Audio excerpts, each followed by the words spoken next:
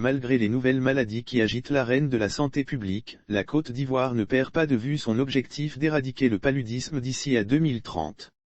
En Côte d'Ivoire, le nombre de décès dus au paludisme est passé de 3222 en 2017 à 1316 en 2020. Soit un taux de mortalité en baisse d'environ 50%. En dépit de cette régression, le paludisme reste un défi majeur de santé publique. En effet, cette infection demeure la première cause des consultations dans le pays. Cette maladie, perçue comme bénigne, parce que trop familière, tue chaque jour en Côte d'Ivoire 4 personnes, dont 3 enfants de moins de 0,5 ans. Alors, les autorités sanitaires sont en première ligne de cette lutte. Mieux, la lutte s'intensifie. Au Programme national de lutte contre le paludisme, PNLP, les initiatives se multiplient. Ainsi, le directeur du PNLP, Antoine Meatano, a annoncé, en août 2021, que la lutte contre le paludisme sera intensifiée dans 9 zones endémiques, notamment dans les régions du Moronou, de l'Indénié de Joablin, du Nzadi, du Bélier, du Bunkani, du Folon, du Cavali, du Guémon et du Bafing. Les recommandations de l'OMS et les directives nationales de prise en charge correcte du paludisme sont régulièrement rappelées aux responsables des districts sanitaires, aux médecins des hôpitaux de référence et aux pédiatres des zones les plus endémiques. La stratégie nationale de prévention du paludisme pendant la grossesse, par exemple, prévoit la fourniture de moustiquaires imprégnés d'insecticides lors de la première consultation prénatale et un traitement préventif intermittent pour les femmes enceintes. Dans le cadre du programme de la gratuité ciblée retenu dans le premier programme social du gouvernement, PSGouv 2019 à 2020, 1 957 719 divers produits ont été distribués pour la prise en charge des cas de paludisme grave entre janvier 2019 et juin 2020. En Côte d'Ivoire, la lutte contre le paludisme combine l'efficience de la prise en charge dans les centres de santé et la prévention.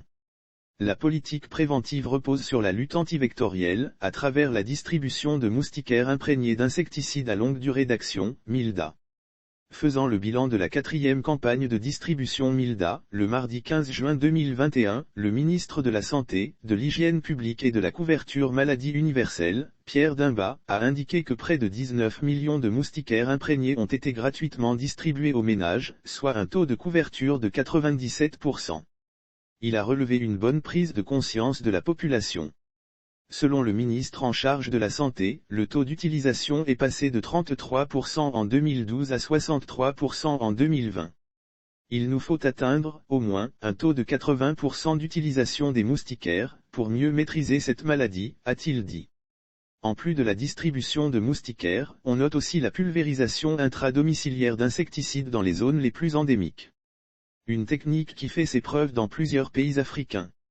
Au nombre des initiatives, le ministère en charge de la Santé a lancé, le jeudi 23 septembre 2021 à Kosiwan, localité située sur l'autoroute du Nord, le projet « Stop Djekwajo » pour éradiquer le paludisme en Côte d'Ivoire, d'ici à 2030. Le projet aura pour avantage l'extension du renforcement des capacités techniques des prestataires en matière de diagnostic, de prise en charge des cas et de prévention du paludisme, notamment chez les femmes enceintes et les enfants de moins de 0,5 ans. Il permettra également le renforcement de la prise en charge intégrée des cas de paludisme, de diarrhée et de pneumonie chez les enfants de moins de 0,5 ans. Le projet « Stop Djekwajo », d'un coût de 10 milliards de FCFA prévu pour une durée de 5 ans, est le principal programme du gouvernement américain pour soutenir les efforts de la Côte d'Ivoire.